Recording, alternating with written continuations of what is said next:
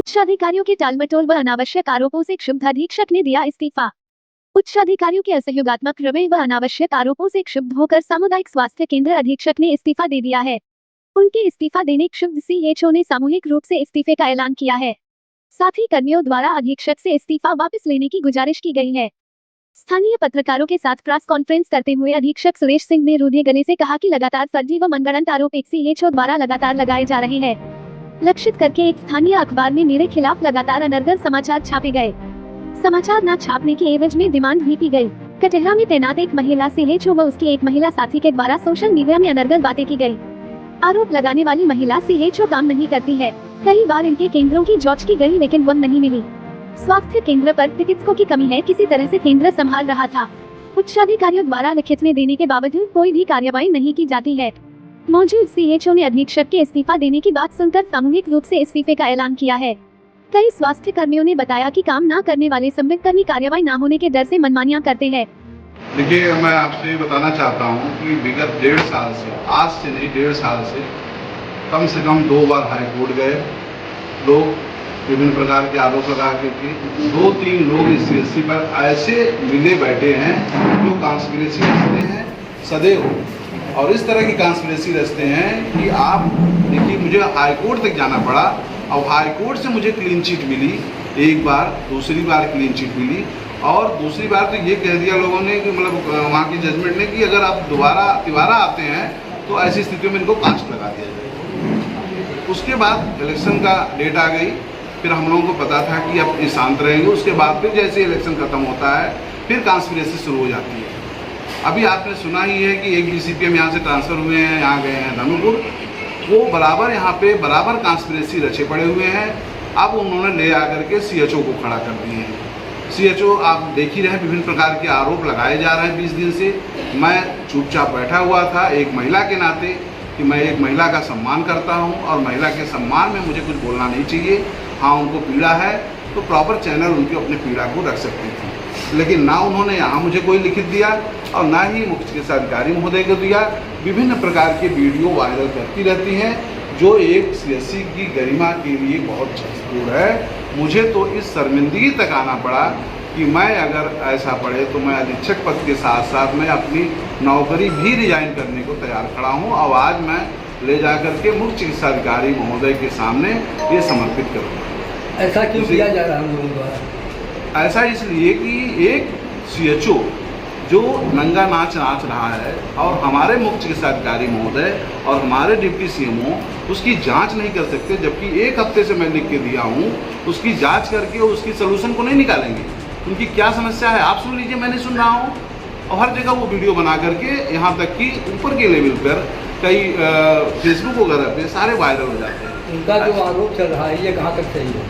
उनके आरोप जो हैं बिल्कुल निराधार हैं। अगर वो कोई आरोप है उन पे तो पहली बात तो साक्ष्य ले आए।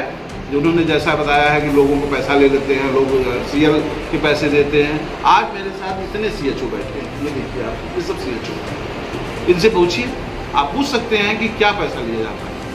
आप ही एक जो आरोप मढ़ने वाले आदमी हो और आपके पास साक्ष्य हो तो ले आओ सामने, दो इस चीज़ क्यों नहीं, और सीधा एक अधीक्षक को आरोपित कर सकते हो। अभी आपको पता है कि एक टीम आई हुई थी, उसके सामने इन्होंने अपना पूरा एक जो मेहमान होते हैं हमारे लिए, हमें उन्हें मेहमान नवाजी करना है। अब आप ऐसी स्थितियों में आप ये गाना गा रहे हो, तो मुझे तो इससे ज़्यादा शर्मिंदगी उस चीज़ और नहीं हो सकती। मुझे एक गरिमा में स्थिति बना करके ही काम करने। मैं एक सर्जन हूँ, गायनिकोलॉजिस्ट हूँ, और मैं अपने यहाँ सीजर, नसबंदी 4 ब्लॉक का, ये सब सारी चीज़ों के पीछे, मुझे इन सब के पीछे समय नहीं है। लेकिन हाँ, हमारे मुख्य चिकित्सा अधिकारी महोदय इस सेवा में सहयोग कर सकते थे। 1 हफ्ते से लेटर गया हुआ है, लेकिन उस पर कोई कार्रवाई अभी तक नहीं हुई, और वो सीएचओ कहीं ऊपर रहा तो कहीं उतराव, कहीं जो है अड़िया, दिन भर टहल रही है, लेकिन अपने HWC पे कब बैठती है। मैं आज गया था उसको चेक करने, तो देखा तो उसके ई-संजीवनी 3 थे 4 हो गई है। आप समझ लीजिए, तो ना तो निश्चय पे टीबी पे कोई कार्य किया उसने, और ना ही उसने सीरियल नंबर डाला है, और ना ही उसने कोई रजिस्ट्रेशन नंबर डाला है। सरकारी कार में आप जानते हैं ओपीडी होती है, बिना रजिस्ट्रेशन नंबर की नहीं होती है। इस मामले को लेकर आप कार्रवाई क्या की है? मैं अपने स्तर से एक लेटर जारी कर दिया हूँ सभी लोगों को, इवन थाने पर, और उसके साथ साथ हम अपने एडी साहब को, अपने जो है सीएमओ साहब को और अपने जो है जिलाधिकारी महोदय को, अपने आयुक्त महोदय को इसका एक लेटर इनके स्थानांतरण के लिए अन्यत्र ब्लॉक में स्थानांतरण की कार्यवाही अपने तरफ से भेज चुका हूँ। और ऐसे में अगर नहीं स्थानांतरण होता है तो मेरा त्यागपत्र आज की डेट से ही मैं सीएमओ साहब को शाम को सौंपूंगा। धनुगाही की कार्य में बता तो रहे हैं, देखिए इतने सीएचओ बैठे हैं। अब ये सीएचओ अगर राजी नहीं हो रहे हैं तो बाकी सीएचओ क्या? हमारे हटिया में 2 सीएचओ का ग्रुप हो गया है। वो सीएचओ उसको नहीं पसंद करता, वो सीएचओ उसको नहीं पसंद करता, इसी पे एक दूसरे का आरोप लगता है। और बाकी उनको साक्ष्य हो तो ले आकर हमें सामने दें। ये सब चीज़ों का कोई दायित्व नहीं है। जो बार बार वो बोल रही हैं, आज तक इतने दिन में आपको कोई साक्ष्य ले आके दे ना। नहीं, आपसे मतलब अभी तक आपके पास को पेश नहीं हुई, अभी तक आपसे कोई मुलाकात नहीं। अभी हमारी बोली, आज मैं उनके ही SWC पे गया था, जहाँ उनके कार्य देखा। एक गर्भवती महिला का 1.5 महीने पहले उसका डिलीवरी हुई थी। वो आई, जैसे आई तो मेरे मन में जिज्ञासा आई कि मैंने कहा ये बताओ तुम्हारा बच्चा ठीक है? कहा साहब हाँ ठीक है। तो ये जो हमारी SWC की CHO हैं, उनको भी HBNC का विजिट करना पड़ता है। बच्चे को जाकर के कम से कम 2-3 बार देखना पड़ता है। हमने उसी से पूछ लिया कि हमने कहा ये बहन जी जाती हैं? उसने कहा नहीं भैया, एक बार नहीं। ऐसे में उनको हर साल हर महीने 1000 रुपये अतिरिक्त इंसेंटिव सरकार देती है। और वो हमें इसी बात की लड़ाई कर रहे हैं कि हमारा 500 रुपये कट जाए तो अधीक्षक को मुझे बढ़ जाए। ये हाल इन्हीं के 100 कार्ड भाई से हमको धमकी मिली, हमने FIR कराया। उसी FIR का नतीजा है कि आज विभिन्न प्रकार के आरोप लगा रहे हैं। तो ये आरोप बिल्कुल निराधार है। और जो अपने 100 कार्ड भाई से धमकी दिलवा रही हैं, FIR करवा रही हैं, जान से मारने की धमकी, ये सरासर जो है इनके लिए छिपी है।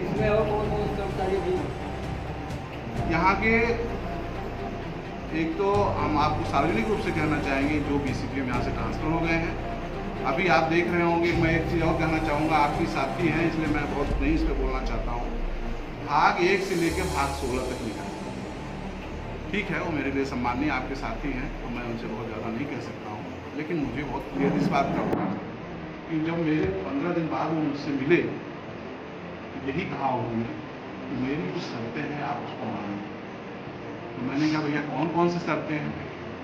तो उन्होंने दिनेश पांडे BCPM धनुपुर को पुनः वापस लाना, और उसके बाद जो है यहाँ 3-4 लोग थे, उन्हीं के मौसी सुकाल मौसा है उनके आशीष शुक्ला, उनको जो है संरक्षण देना, और 3-4 लोगों को, एक संगनी को बताया, मतलब 5-6 लोगों का नाम गिना दिया उन्होंने। तो मैंने कहा भाई ठीक है, चलिए मंजूर। लेकिन दिनेश पांडे नहीं आ रहा। आपके साथ क्या और लोग भी रिजाइन दे रहे हैं? नहीं, वो लोग क्यों रिजाइन देंगे भाई? वो अपनी नौकरी से के उनको तो अपना काम करना है। हम अपनी का जिम्मेदारी ले सकते हैं और किसी की जिम्मेदारी नहीं ले सकते। आप लोग बताइए,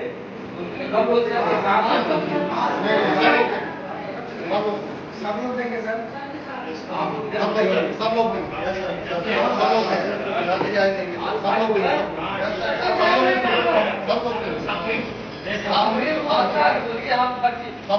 तो ठीक है। फिर मैं शाम को हमसे ये कहा जा रहा है कि क्या मेरे पास कोई अतिरिक्त बजट है?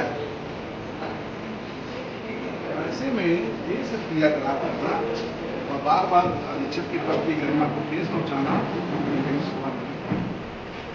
आपको ये अथॉरिटी किसने दी? पहले आप इसका जवाब दें।